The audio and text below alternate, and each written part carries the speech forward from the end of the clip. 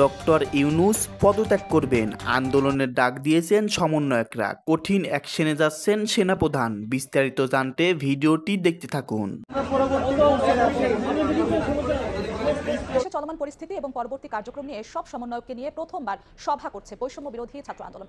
সকালে এই সম্মেলনে প্রধান অতিথি হিসেবে উপস্থিত ছিলেন সেনাবাহিনী প্রধান জেনারেল ওয়াকারুজ্জামান। বৈষম্য বিরোধী ছাত্র আন্দোলনের নেতাদের আজকের যে বিভাজন, বিভিন্ন ইস্যুতে আলাদা অবস্থান, সকল কিছুর মূলে হচ্ছে সমন্বয়কদের সমন্বয়হীনতা। ফ্যাসিবাদের প্রধান হোতা ভারতে অবস্থান করছে, তাই আমাদের মাথার উপর এখনো বিপদ আছে। আসসালামু আলাইকুম সম্মানিত দর্শক মণ্ডলী, বর্তমানে পরিস্থিতি কি বাংলাদেশে আপনারা সকলে এই সম্পর্কে অবগত আছেন। দর্শকতা, ডক্টর ইউনূসকে এবার পতন করার জন্য মাঠে নামতে চলেছেন আবারও ছাত্ররা। দর্শকতা, বৈষম্য বিরোধী ছাত্র আন্দোলনের অন্যতম সমন্বয়ক সার্জিস আলম এবং হাসনাত আবদুল্লাহ তারা ছাত্রদের নিয়ে আবারও সমাবেশের ঘোষণা দিতে চলেছে। তারা সবাই আয়োজন করেছে, খুব শীঘ্রই ডক্টর ইউনূসকে পতন করার জন্য তারা মাঠে নামবেন, আবারও আন্দোলন করবেন, এমনই ঘোষণা দিয়েছেন বৈষম্য বিরোধী ছাত্র আন্দোলন থেকে। দর্শকতা, খুব শীঘ্রই তারা সমাবেশের ঘোষণা দিবেন। এই আন্দোলনের ডক্টর ইউনূসের পতন ঘটবে, নয়তো এই আন্দোলনের মাধ্যমে সমন্বয়করা তাদের অধিকার ফিরে পাবে, এমনই দাবি করতেছেন ছাত্ররা। তো আজকের এই ভিডিওটি দেখলে আপনারা বিস্তারিত বুঝতে পারবেন। তো বেশি কথা না বাড়িয়ে আমরা ভিডিও ক্লিপে চলে যাই, আপনারা মনোযোগ সহকারে ভিডিওটি দেখতে থাকুন। কথায় আছে, লেবু বেশি চিপলে তিতা হয়ে যায়, আর অতিরঞ্জিত কোনো কিছুতে ঝামেলা পাকায়। বৈষম্য বিরোধী ছাত্র আন্দোলনের নেতাদের আজকের যে বিভাজন, বিভিন্ন ইস্যুতে আলাদা অবস্থান, সকল কিছুর মূলে হচ্ছে সমন্বয়কদের সমন্বয়হীনতা। আমার কাছে এটাই মনে হয়েছে। নয়তো এই যে আত্মত্যাগ, এত ত্যাগ তিতিক্ষা, সকল কিছুর পরে নানান কারণে তাদের মধ্যে বিভাজন তৈরি হয়ে গেছে। আর আজকে যেই ঘোষণা তারা দিয়েছে, এই ঘোষণা থেকে আমি জানি না সামনে আসলে কি অপেক্ষা করছে বাংলাদেশের জন্য। তবে বৈষম্য বিরোধী ছাত্র আন্দোলনের নেতারা মনে করছেন যে না, এই মুহূর্তে এই সিদ্ধান্তটা জরুরি। দেশের চলমান পরিস্থিতি পর্যালোচনা, আসন্ন কর্মসূচির রূপরেখা নির্ধারণ এবং কেন্দ্রীয় ও স্থানীয় সংগঠকদের মধ্যে সমন্বয় বৃদ্ধির লক্ষ্যে কেন্দ্রীয় সমন্বয়কদের নিয়ে সভা ডেকেছে বৈষম্য বিরোধী ছাত্র আন্দোলন। এটা পলিটিক্যাল মুভমেন্টের মতনই সারা বাংলাদেশে আওয়ামী লীগ যেমন সভা করে, বিএনপি যেমন সভা করে, জামাত ইসলাম যেমন সভা করে, আজকে বৈষম্য বিরোধী ছাত্র আন্দোলনের সারা বাংলাদেশে ছড়িয়ে থাকা সম্ভবত যারা কেন্দ্রীয় সমন্বয়ক আছেন তাদেরকে নিয়ে বিশেষ এই জরুরি বৈঠক। বিকাল 3:30টায় সংগঠনটির কেন্দ্রীয় কার্যালয়ে আপনার এই সভা অনুষ্ঠিত হবে। এটার মেইন কারণ হচ্ছে উত্তরবঙ্গ থেকে যে উত্তরবঙ্গ ব্লকেট কর্মসূচি আসছে, জগন্নাথের পোলাপাইন যেমন বলতেছে সব সালারা বাটপার, আর্মি হবে ঠিকাদার, 7 কলেজের তারা আলাদা হয়ে গেছে, অনেক ধরনের দাবি দাওয়া তৈরি হয়ে গেছে। সকল কিছু মিলিয়ে তারা এখন যে অবস্থানে আছে, এই অবস্থানটা তাদের জন্য, বিশেষ করে যারা মূল সমন্বয়ক আছেন, আমি আবারও বলি, এই বৈষম্য বিরোধী ছাত্র আন্দোলনের ঐক্য, এটা সার্জিস এবং হাসনাত সাবেক তারা একটা রাজনৈতিকভাবে তাদের একটা পরিচয় কিন্তু আছে, বা আরও 2-4-5 জন রাজনৈতিক দলগুলোর ছাড় দেয়। আপনি দেখেন বিএনপি একটা নমনীয় পর্যায়ে আছে আওয়ামী লীগের জন্য, জামাত একটু ডিফারেন্ট অবস্থানে থাকলেও জাতীয় পার্টির জন্য আবার বিএনপি একটা নমনীয় পর্যায়ে আছে। তারা কিন্তু সব ঠিকঠাক আছে কম বেশি, ঠিক আছে। ক্ষমতাকে কেন্দ্র করে কেউই ক্ষমতা ছাড়তে চায় নাই। তো এখন যদি কখনো কোনো রকম মিসকমিউনিকেশনের কারণে এই পোলাপাইনগুলোর মধ্যে বিভাজন ঘটে, ও যে হাসান নাকি জানি মাসুদ বলছিল যে ভাই আমাদেরকে এমনভাবে ধরবে, 40 বছর হোক 45 বছর হোক, এরপরেও কিন্তু আমাদের বিচার করবে এই সরকার। আর সবাই তো দেশ ছেড়ে যাওয়ার সুযোগও পাবে না। আওয়ামী লীগের সবাই দেশ ছেড়ে যেতে পারতেছে, এখনও ছাত্রলীগের নেতাকর্মী কেউ দেখলে পরীক্ষা দিতে যাচ্ছে, সেখানে তারা পিটাইয়া রক্তাক্ত করা হচ্ছে, একজন আইনজীবী তারও মারা হচ্ছে, এগুলো কিন্তু ঘটতেছে। তো এগুলো বাংলাদেশে রিপিটেড হবে। অনেকেই ভাবছিল ডক্টর ইউনূসের সরকার আসার পরে হয়তো এগুলো হবে না, কিন্তু এগুলো হচ্ছে, পরিমাণ কম আর বেশি। যাই হোক, গতকালকে সংগঠনটির মুখ্য সংগঠক আব্দুল হান্নান মাসুদ স্বাক্ষরিত এক নোটিশে এই সভা আহ্বান করা হয়েছে। সভায় চলমান পরিস্থিতি পর্যালোচনা, আসন্ন কর্মসূচির রূপরেখা নির্ধারণ, কেন্দ্রীয় এবং স্থানীয় সংগঠকদের মধ্যে সমন্বয় বৃদ্ধি কিভাবে করা যায় এ নিয়ে আলোচনা হবে।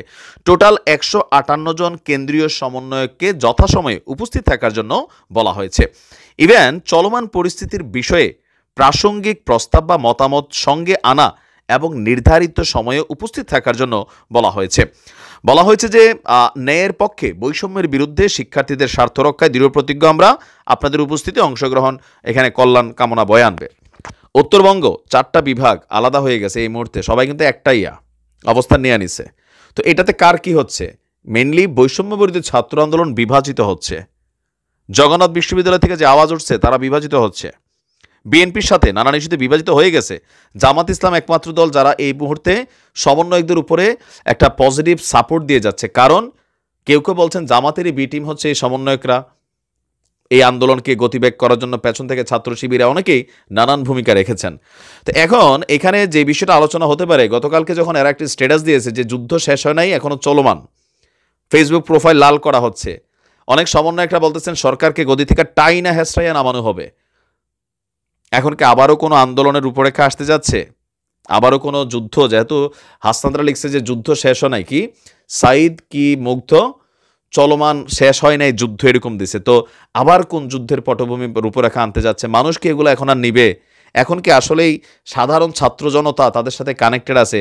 আমরা তো স্পষ্ট দেখতে পাচ্ছি বিভাজন, ক্ষমতাকে কেন্দ্র করে, নানান কিছুকে কেন্দ্র করে। তবে তোমরা যাই করো একটা জিনিস খেয়াল রাখবা, পাবলিক সিম্পেথি যেটা পাইছো এটা কিন্তু আস্তে আস্তে কমে গেছে।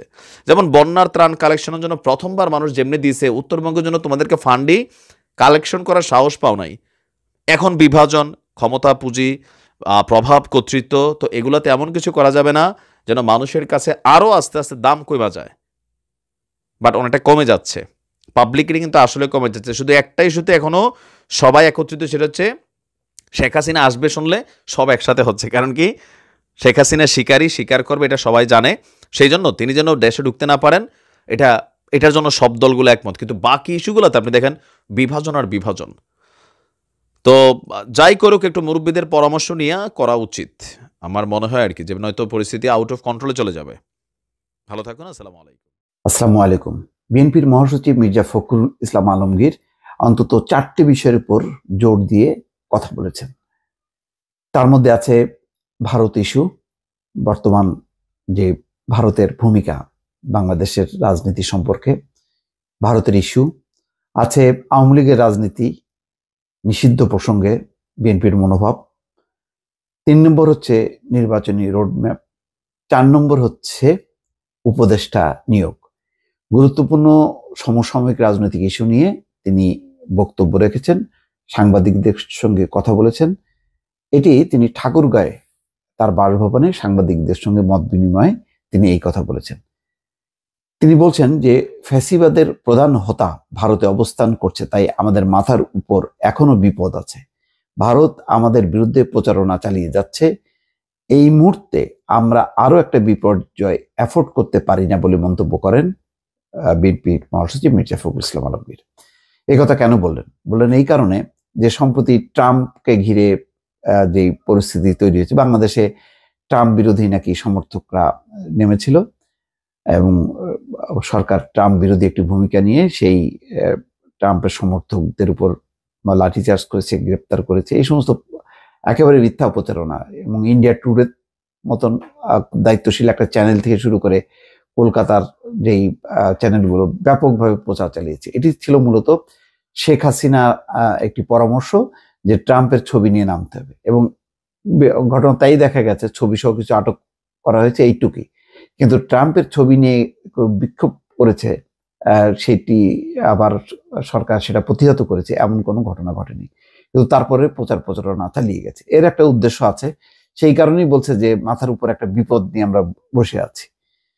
আরেকটি বিষয় হচ্ছে যে তিনি রাজনৈতিক দলের নিষিদ্ধ বিষয়ে তিনি বলছেন যে একটি রাজনৈতিক দল আরেকটি রাজনৈতিক দলকে নিষিদ্ধ করতে পারে না।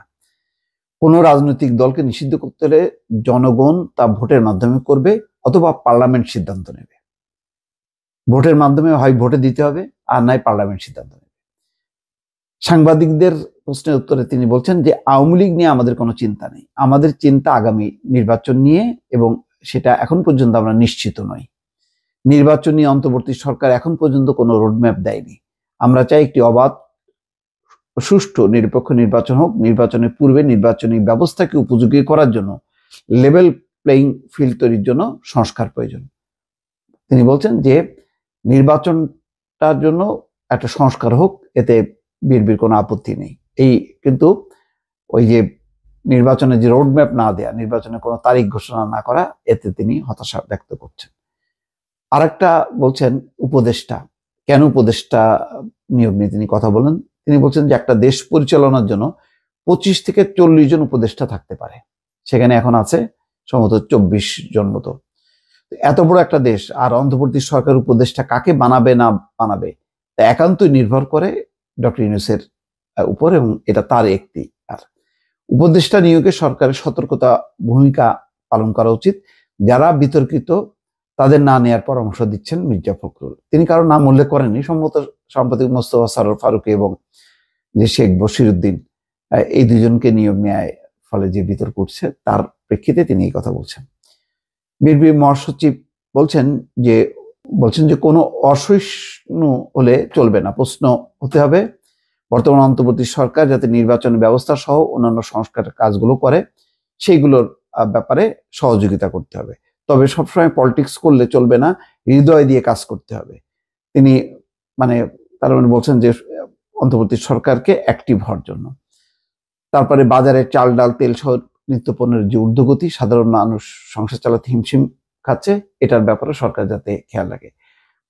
মির্জা ফখরুল ইসলাম বেশ কিছু বক্তব্য রেখেছেন গুরুত্বপূর্ণ, কিন্তু সেটা বলছেন যে এই বিষয়গুলো যাতে বিবেচনা করে অন্তর্বর্তী সরকার সামনে এগোয় বা সেইভাবে পরিকল্পনা ঠিক করে।